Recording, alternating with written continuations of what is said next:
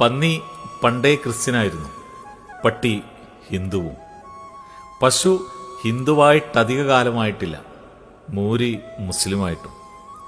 മുസ്ലിമായതുകൊണ്ടാണ് മൂരിയിറച്ചിക്ക് പല മെനുവിലും പൗരത്വം നഷ്ടമാകുന്നത്. കുതിരയുടെ മതമേതാണാവോ? ശിവജിയുടെ കൂടെയും ടിപ്പുവിൻ്റെ കൂടെയും യുദ്ധം ചെയ്ത കുതിരയുടെ കൂറ് ഏത് മതത്തോടായിരിക്കും? പള്ളിയിലെ നേർച്ചയ്ക്ക് എഴുന്നള്ളുമെങ്കിലും ആന ഹിന്ദു ആയതുകൊണ്ടാകാം മുസ്ലിം പേരിടാത്തത്. മനുഷ്യനേറെ സന്തോഷവും സമാധാനമൊക്കെ നൽകുന്ന സംഗീത ഉപകരണങ്ങളിലും ഈ വേർതിരിവുണ്ട് കേട്ടോ. ഭക്ഷണത്തിനുമുണ്ട് മതം.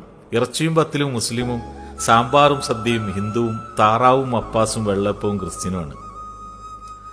മതം തലക്ക് പിടിച്ച മനുഷ്യൻ മൃഗങ്ങളെയും പൂവിനെയും നിറങ്ങളെയും പ്രകൃതിയെയും കലയെയും സാഹിത്യത്തെയും ഭക്ഷണത്തെയും വീതം വെച്ചു. എന്നാൽ ഒരു മതത്തിലും ചേരാതിന്നും സകലരോടും ഇഷ്ടം കാണിച്ച് ക്യാൻസറും ഹാർട്ട് അറ്റാക്കും ട്യൂമറും വർഗീയതയില്ലാത്ത ആശുപത്രിയിൽ കൊണ്ടുപോയി കിടത്തുന്നു.